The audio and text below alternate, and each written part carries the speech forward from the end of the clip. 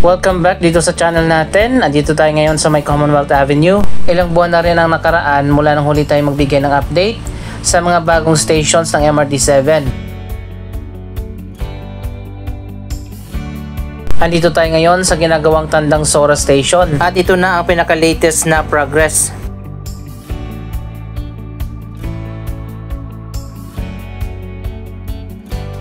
Medyo kakaiba nga talaga ang pagkakadesenyo ng istasyon na ito dahil sa ngayon kalahati lang ng station building ang itinayo dito, yung nasa kabilang side pa lang.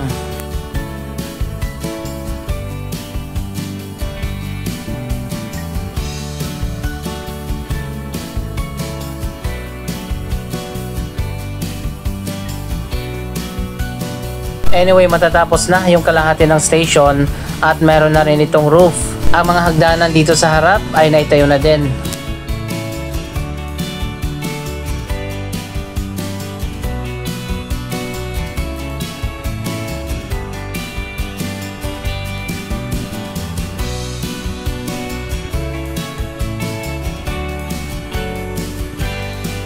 Ang design ng Tandang Sora Station ng MRT7, nasa taas yung concourse level at nasa baba naman yung platform. So kapag sasakay ka dito sa station, akit ka muna dun sa taas, saka ka bababa dito sa platform.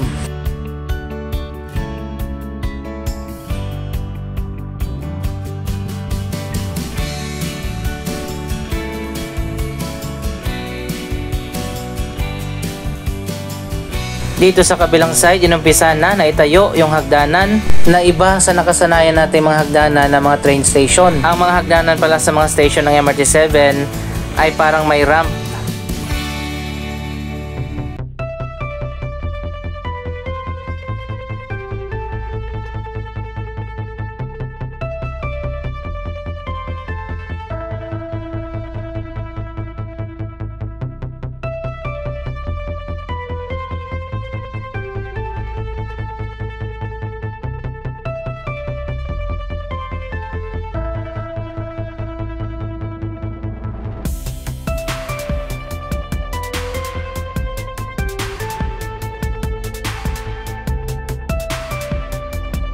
So ayun guys, isa pa lang yung hagdanan na ginagawa dito para sa Tandang Sora Station. Yung isa siguro ay sisimulan pa lang.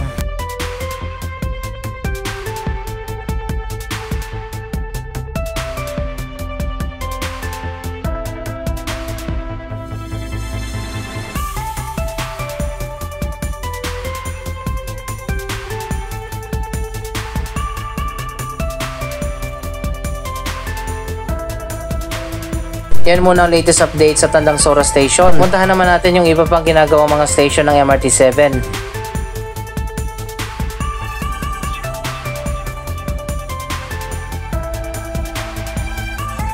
So ayan guys, nandito na tayo sa Don Antonio Station. Ongoing pa rin ang construction sa bagong station na ito.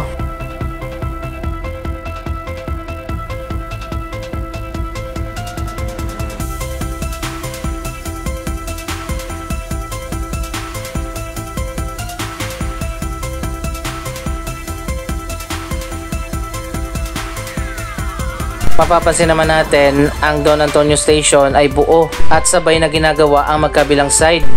Hindi katulad doon sa Tandang Sora Station na sa kabilang side muna yung ginagawa.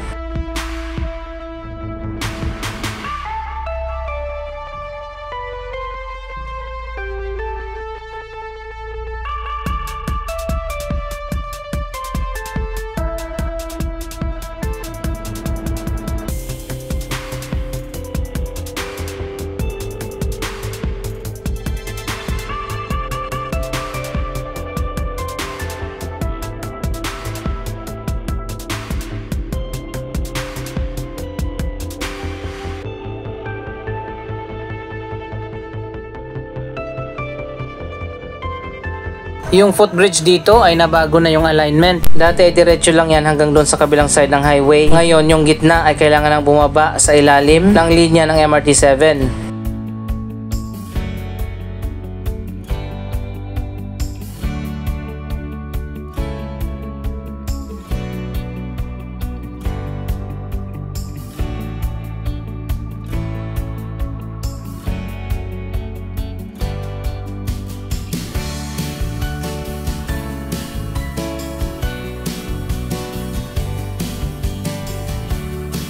Ang disenyo naman ng Don Antonio Station, elevated ang platform at ang concourse level. Sa taas yung concourse at nasa baba naman ang platform.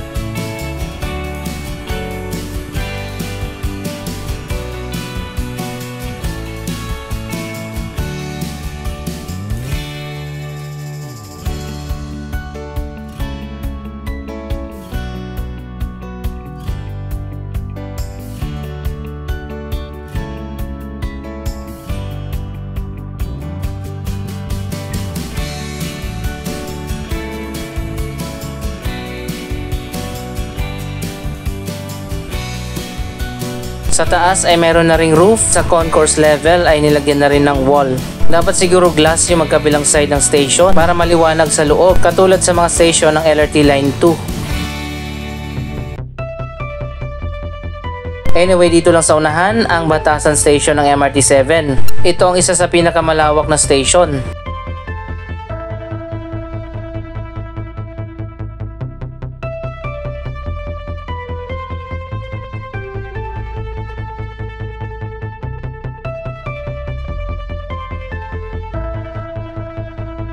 Last year napakabagal ng progress sa Batasan Station kaya tinamad na ako mag-update dito sa MRT 7, pero sa ngayon makikita naman natin may progress na.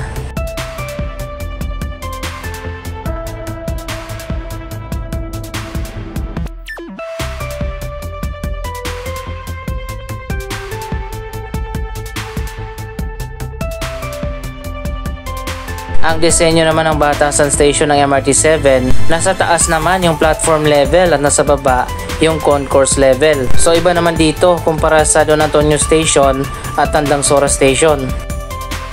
Ganito yung kadalasan na disenyo ng mga station na nakikita natin sa MRT 3 at LRT Line 2.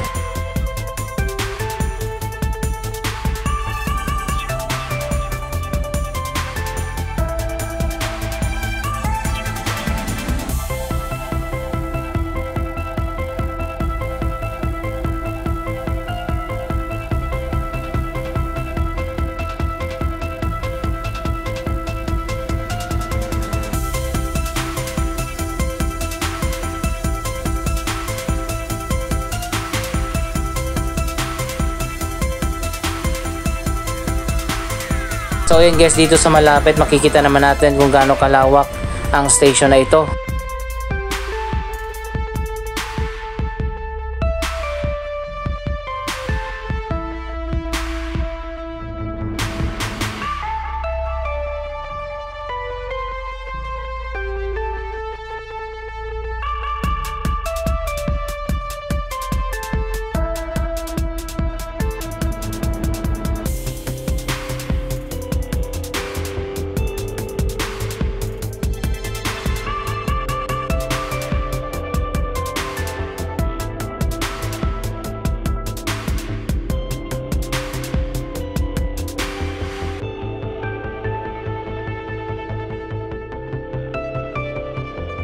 Medyo matatagalan pa bago matapos ang station na ito.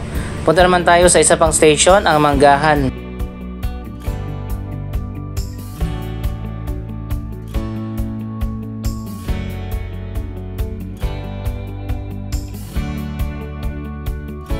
So ayun guys, sobrang init ngayon. Andito na tayo sa Manggahan Station. Iba naman ang disenyo ng station na ito. Yung concourse level lang ay tinayo dyan sa taas at ang platform ay nasa below the ground. Mamaya papakita ko sa inyo yung platform level.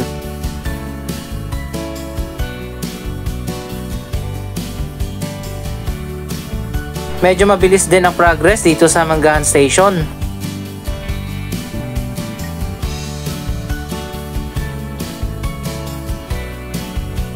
Andito na tayo sa gitna ng station, meron na ring roof dito sa taas at ginagawa na ngayon yung mga elevated walkway na magkoconnect dyan sa taas sa concourse level ng istasyon.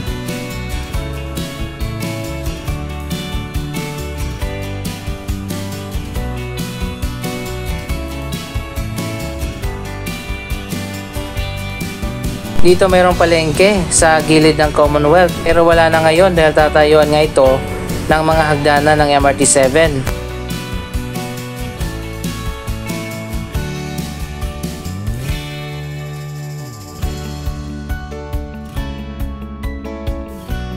Malawak yung area na kinakain ng mga hagdanan dahil parang nga itong ramp style.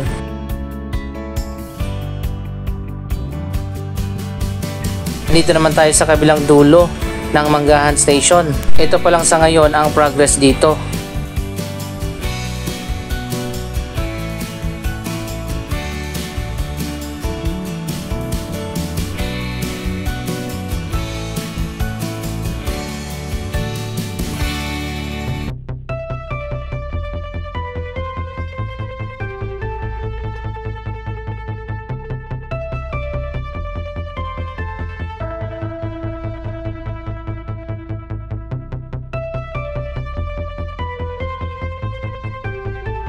Binago na rin yung footbridge dito na dadaan din sa gitna ng station.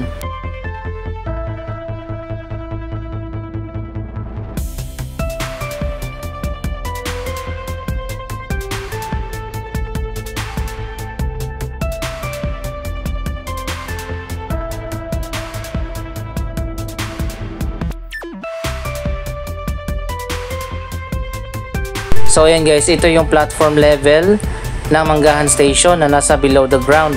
Depressed kung tawagin. Parang MRT3 Buendia Station at Boni Station.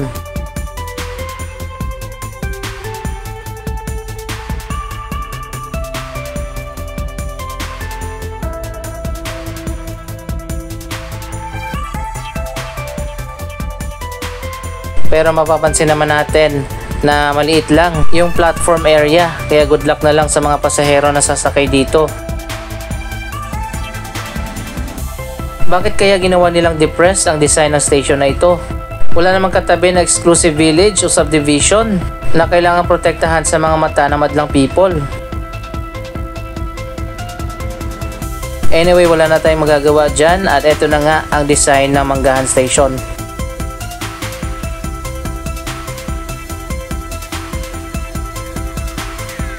Kung tutusin, pwede namang elevated ang platform at concourse level dito.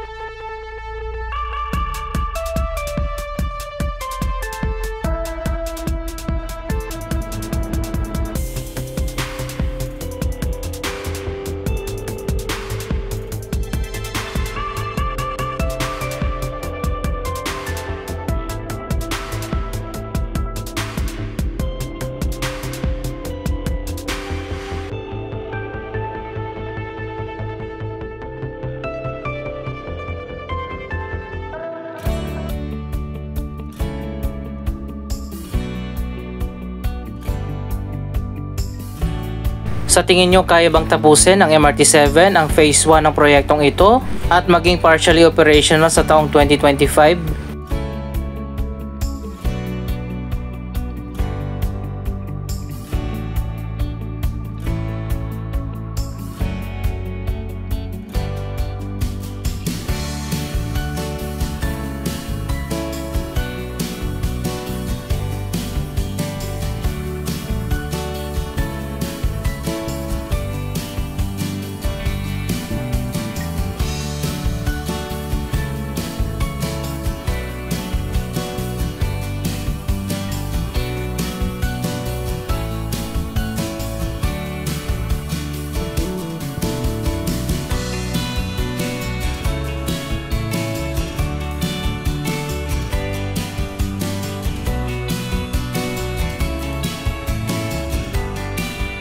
Anyway, ano masasabi nyo sa mga latest na progress sa iba't ibang mga stations ng MRT-7? Mag-comment lamang dyan sa baba ng inyong mga reaksyon. Maraming salamat sa inyong panonood. Don't forget to like, share, comment, at subscribe. Thank you for watching!